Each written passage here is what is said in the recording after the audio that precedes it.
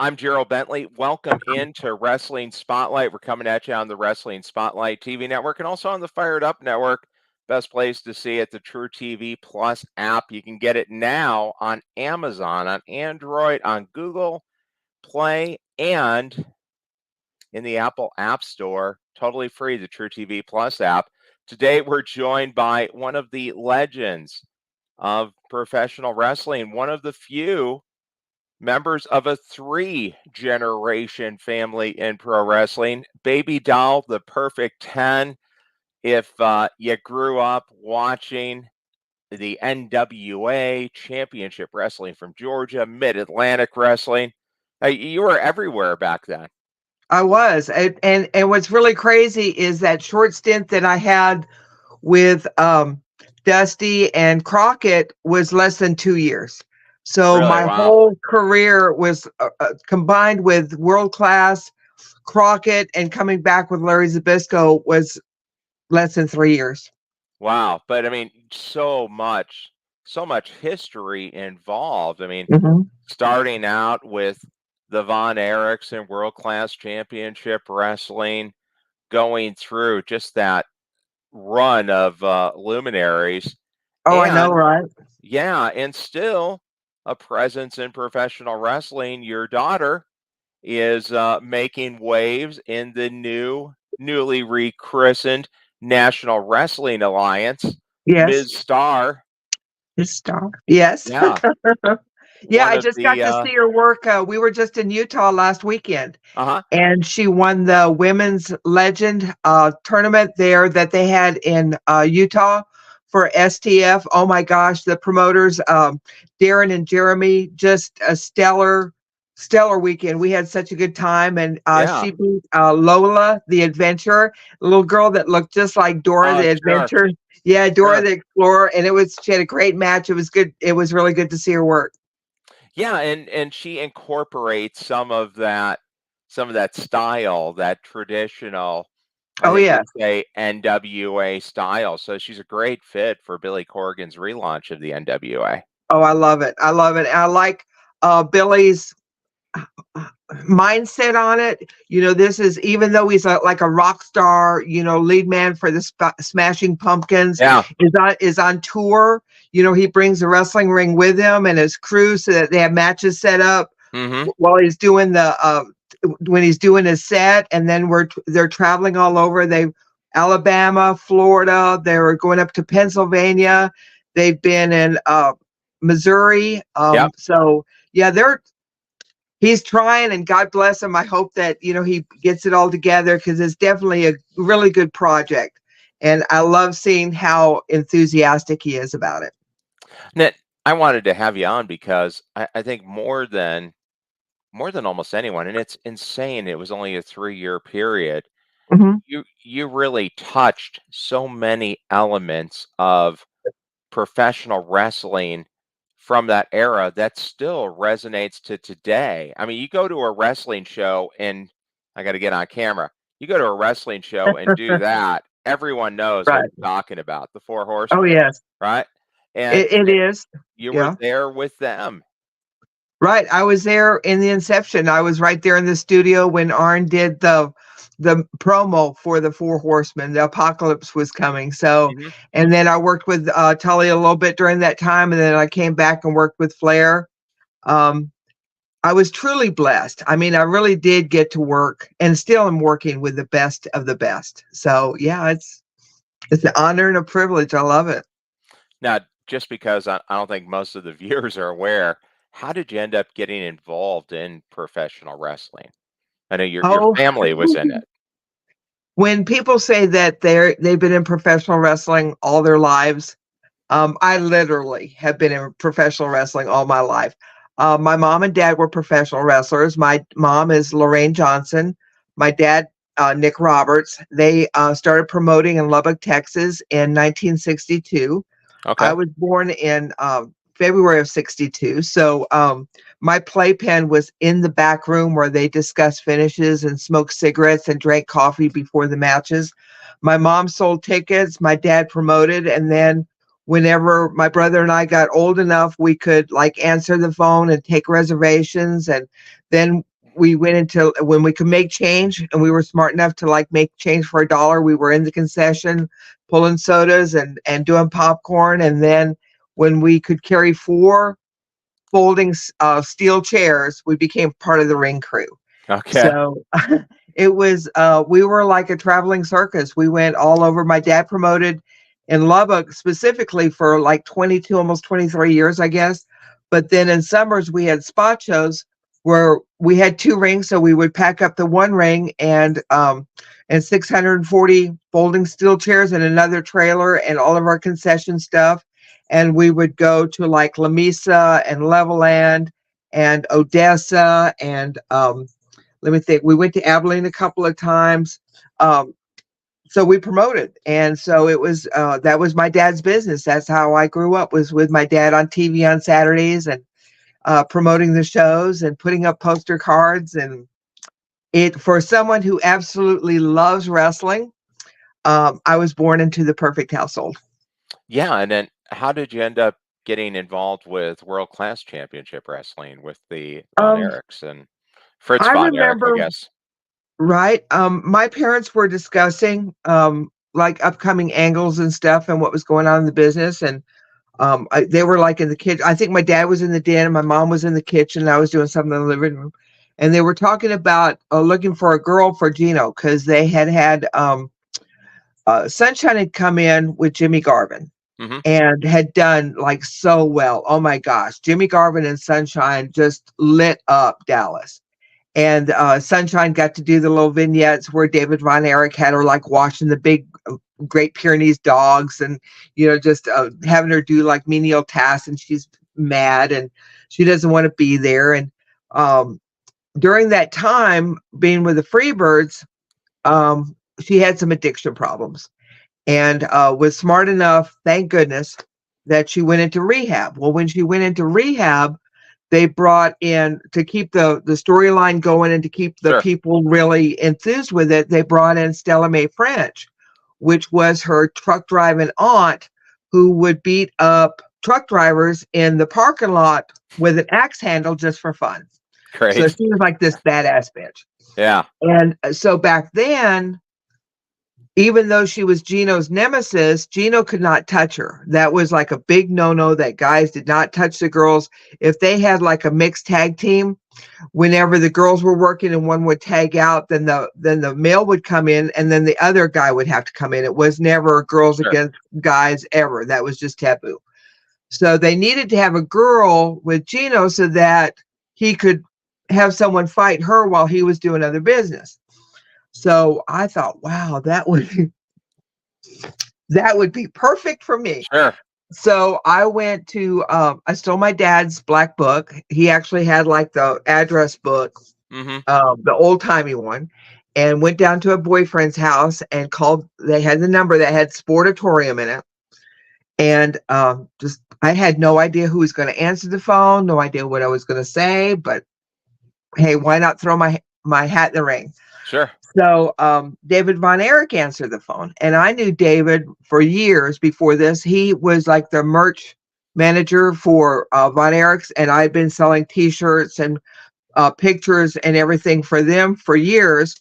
And whenever I needed more shirts or whatever, I would just call David, and he would send me more stuff. And then every week I'd send the money back to Dallas to him. So he answered the phone, and I just gave him the idea of, hey, you know, I heard my parents talking, and how would I work out? You know, maybe you could consider me, and that I'd really like the opportunity. And what do you think? Sure. Well, they were just getting ready to have a meeting with Fritz, and Fritz's office was upstairs.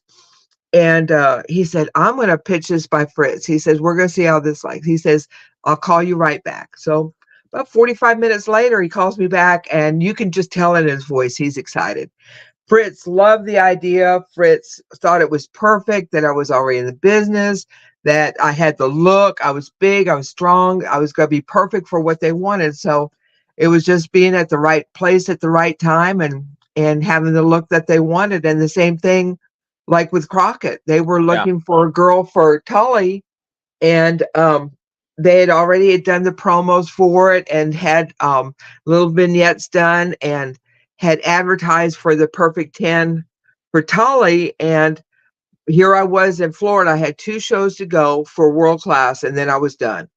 I wasn't on the booking sheet anymore. So those were the only 2 shows that I had left. So it was either I was going to go somewhere or I wasn't going anywhere at all because I was done with World Class. And I went and saw Michael Hayes, and because Michael Hayes was booking Florida at the time, and I kind of gave him the spiel like, hey, I was working in Dallas and like to continue working. They're not going to use me anymore, and that maybe you can use me. And he said that they were getting ready to close down Florida until the summertime, that it was slowing down, and that I needed to go see Dusty. That Dusty was in the next dressing room, and as to this day, I still remember it. Michael Hayes says, Dusty's getting ready to blow up the Carolinas. So I was like, oh, okay. So I went there, and here's Dusty sitting in the chair, and Tully's like standing off to the side, and said, hey, I heard, that you might be needing someone, and that I don't have anywhere to go after this. And I want to continue wrestling, and I don't want to have to go back to school, and maybe you could use me. And I had no idea that they were looking for a girl for Tully. And so we kind of discussed some things, and you could just see him nodding, like, okay. Well, whenever I had my match, I was just smart enough to realize that whenever I walked out, Dusty was standing on the outside of his dressing room door, and Tully was standing on the outside of his dressing room door. And I could see him like walk into the ring. And in my mind, I thought, if they're still there after my match, I've got the job. Yeah. If they're not standing out there, I didn't keep their interest, and I might as well just go back to Texas. Well, after my match with Stella and I beat her with a DDT, they were both standing outside the door. And I started getting phone calls like, when can you be in the Carolinas? And we've got this idea for you. And can you be there like the end of February? And then it was like mid-February. And then it was like the first week of February. And then Dusty actually called me and said, when can you be in the Carolinas? We need you now. We want to get you on TV. So I loaded up my car and drove across the United States, and started like the January 23rd, 24th, something like that for Crockett, and worked almost a full year with Tully. So, and then I switched and went with Dusty, and then and Flair. So it was, when Dusty says ride the lightning bolt, literally rode the lightning bolt. Yeah. And did you realize at the time, I mean, I know probably not, right? No. That would be that impactful, and people would still look back and talk about some of those promos as being the best ever, talking about the best factions and how it changed the business. We knew it was good because you just know, because the crowds were so hot everywhere we went. It was like sellouts. We knew, we just didn't know how good it was going to be. And just working with, like Rock and Roll Express. And when you look at the talent that Dusty brought in at that time, because he brought in Sting and Rock and Roll Express and Magnum and myself and Nikita, it was just, oh my gosh. And everything worked, and every match on the card meant something. And, people can say whatever they want to, but I actually saw Dusty as a genius. He made us all legends. He made us all a lot of money. And it's just a shame that through bookkeeper with Crockett that said that, and I'm not sure on the amount of money, but if you're Crockett Promotions and you think that you've got like $30 million in the bank and everything's going good and you're rolling, and you've actually only got $30,000 in the bank because the bookkeeper's lying to you because he's not able to manage the money. Was the demise of Crockett, was just through bookkeeping. It wasn't because of Dusty. Dusty was putting on phenomenal shows. Yeah. I mean, it's crazy because now on Vice TV, The Rock's involved in it. They're running the documentary on who killed WCW, and honestly, when you take a look back, WCW was always kind of teetering, and it wasn't ever because of the wrestlers. The wrestling was great. I mean, years ago, I was a morning host in Cleveland, and WCW would come through Cleveland, and I had on WCW wrestlers each month, and they did really good business, and that was in WWF territory at the time, and they still Oh, were yes. trying well, but just Right. the underlying business structure, either with the Crockett's or when it became part of Time Warner and Ted Turner, Right. you had the executives that were kind of undermining it and never really had the chance to get up and running. Right. They treated it people that aren't in wrestling treat wrestling differently than what it should be, and, they try and make it something that it's not, and they destroy it. So, it's either you love it and you follow the formula and have it work, or and unfortunately, like with money getting involved and people that had no clue. I think that the one thing that Crockett missed out on was the marketing. Yeah. Whenever everything there was so even, it was just so, Crockett had a chance, but through marketing and through putting the wrestlers in a different light, like with WrestleMania and having all the extra stars, Liberace and Vanna White, and the bringing in outsiders and having them sit in front row and making it seem like it was a whole lot, like wrestling was a whole new glorious thing.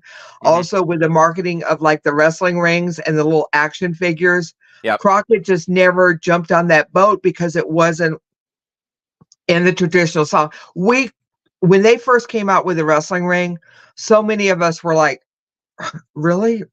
And little dolls, we couldn't Yeah. imagine how popular they were going to be. And then when they sold like a million wrestling rings in like the first 2 weeks, we were like, oh, we missed that boat. Yeah. Yeah. I mean, heck, there could have been baby doll perfect 10 fashion dolls there. Oh, yeah.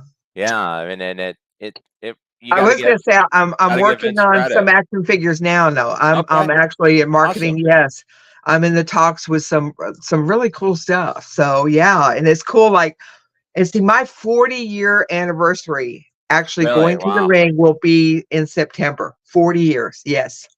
Well, and it's a different era now because you have the availability to watch the old programming and Yes. to really enjoy it and, Oh just yes. watch And- how good some of the work was, how good some of the promos were. And I definitely wanted to ask you because as it turns out, we're filming this just one day after 9 years ago, Dusty passed away. And Right. I went ahead and posted the Hard Times promo on Wrestling Spotlight. Yep. I That mean, was it's built up to still, Starcade with his match with Flair. Yes. yeah. I mean, still legendary. All wrestlers talk about it. MJF made a point of talking about it on an AEW show, and Right. obviously Dustin and Cody reference back to their dad a lot. Did you realize at the time he was doing those promos how impactful they would be? Oh, yes.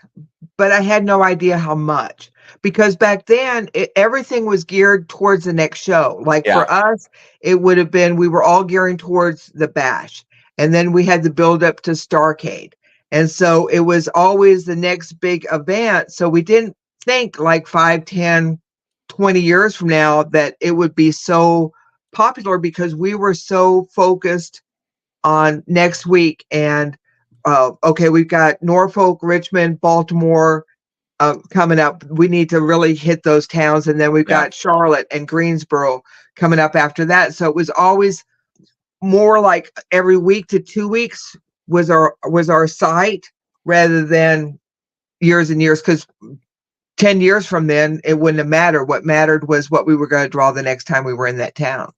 sure. And it was a different era, right? There wasn't the Oh huge yeah. TV money. There wasn't the big guarantee contracts. Well, I there mean, wasn't, and whether you drew a house or not is whether you got a good check. yeah, So it wasn't the guarantee, and if you got hurt, you got to sit home and make a couple of grand a week, and you didn't have to worry about it. You worried about putting food on your table and paying that rent and having being on the good cards, and um it there was no guarantees. You were all you did was look on the booking sheet for the next week and see that you were employed. That was the important thing, was if you were on the booking sheet the following week. and it is great now that you have so many viable places for people to go and wrestle. It had to Right. hurt anybody that was involved in wrestling during the territory days.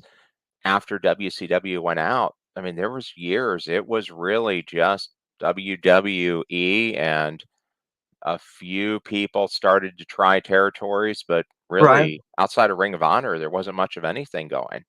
Well, Now everything there's seems to be always popping back independents up. and stuff. Yeah. There were always independents and places to go, but it seemed like maybe 2010 Yeah. when territories like really started getting established and coming to light and being a viable way to rather than just being able to make 50 or $100, on a weekend because you're wrestling but you continue wrestling. Now there's really good money to make. There's good merch sales. There's fan fests and legend Hmm. shows and comic cons and wrestle cons. And so if you want to get out and promote yourself, you can really make some good money. Yeah, and that is a huge impact because if you get a chance to go to a WrestleMania, it's Oh yeah, crazy. The whole city is taken over. I mean, this it is. past year in Philadelphia, between WrestleCon, WWE Universe, all the different events, all the independent shows there, it's really a week-long celebration of Oh, it wrestling. And is. you can say the same thing about really any of the major WWE or AEW pay-per-view events. They draw such a And a solar diverse system of crowd, wrestling. Hmm. a diverse crowd.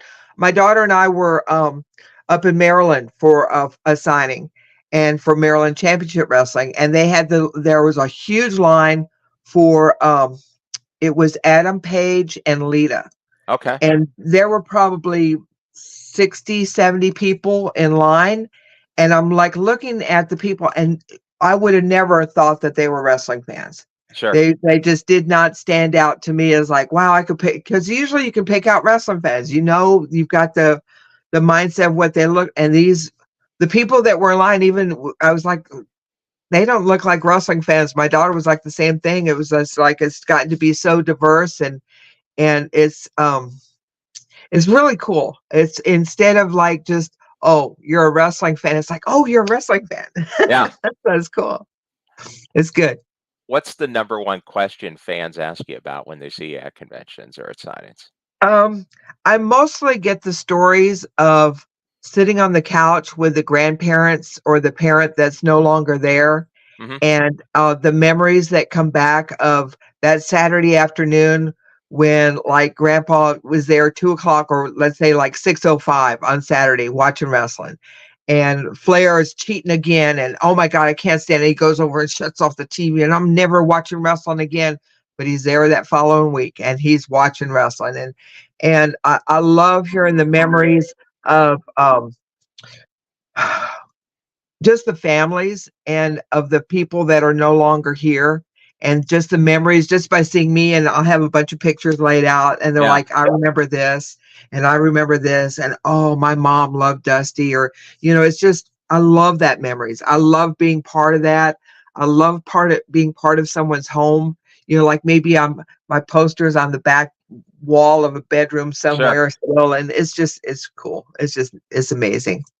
Well, and feeling that connection too, and like Cody has in his entrance song Kingdom, wrestling has more than one royal family, and your family is definitely one of those because there's not too many families that have the connection that you do.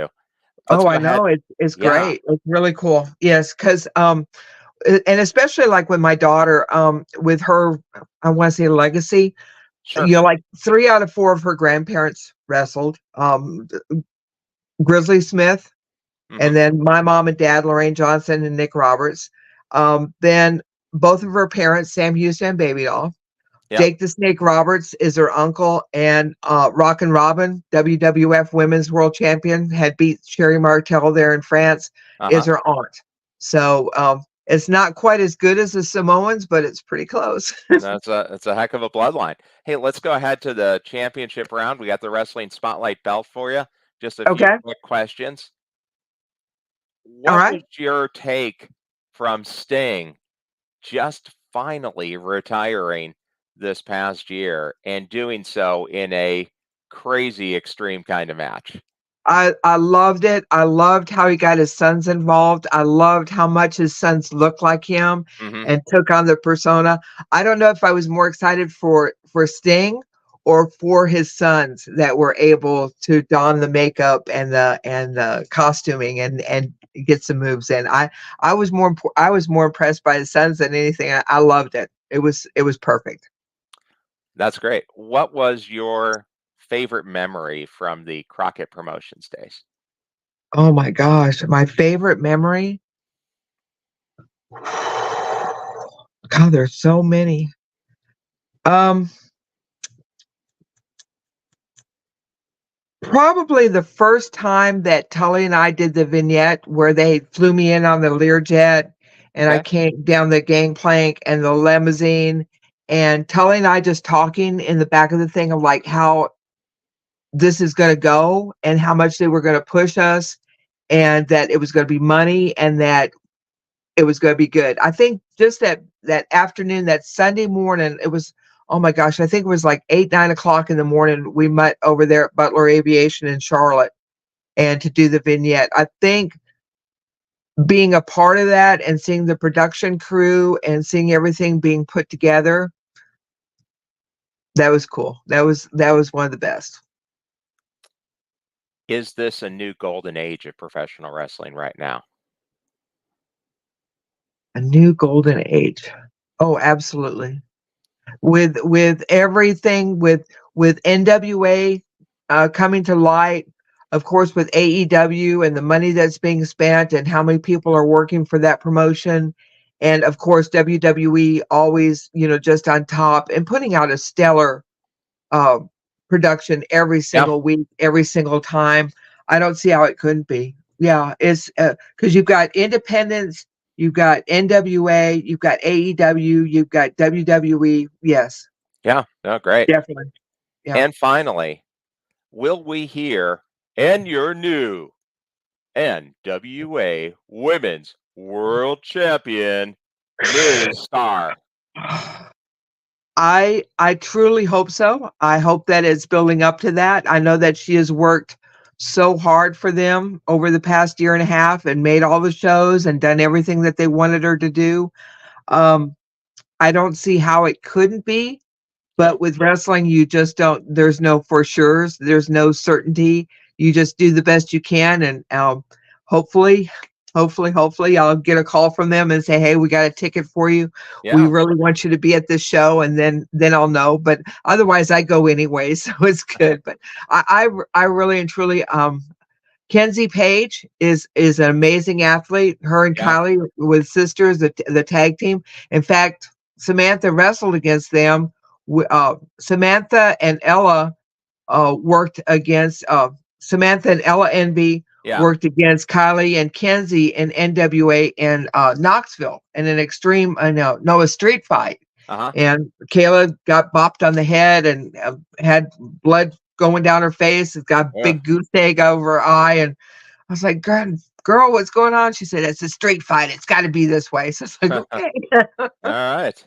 Well, there we go. And hey, finally, where can fans get in touch with you? What's the best way to stay connected and find out if there's some new merchandise coming out, or just keep Okay. in touch and reminisce? Well, my first name is Nicola, Nickla. So if you Google Nicola, you'll pull up all my Facebook. I've got Facebook, Twitter, and Instagram. Twitter and Facebook, I'm pretty social on that, and my husband's not too thrilled with it, but Uh-huh. I love talking wrestling. I love wrestling. I love the fans. I love hearing their stories. It's a good way for me to get booked and promoting all my stuff and my pictures. And Sure.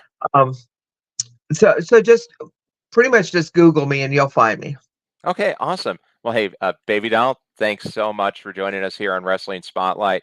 It was great to take a look back, especially, like I said, it's 9 years almost to the day that Dusty passed away. And as you pointed out, it's also Magnum TA's birthday was just a Right. day So or two bittersweet. ago, and It's so just, much I history in cannot wrestling.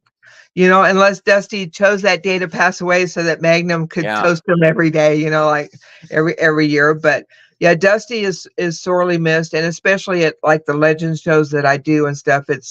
Um it almost seems like something's missing sometimes, and it's definitely Dusty.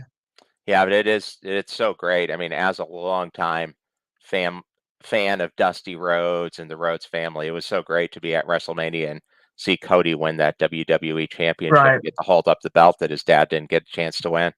And then for me, I'm glad that he wasn't like Dusty wasn't in a hotel room by himself and passed away.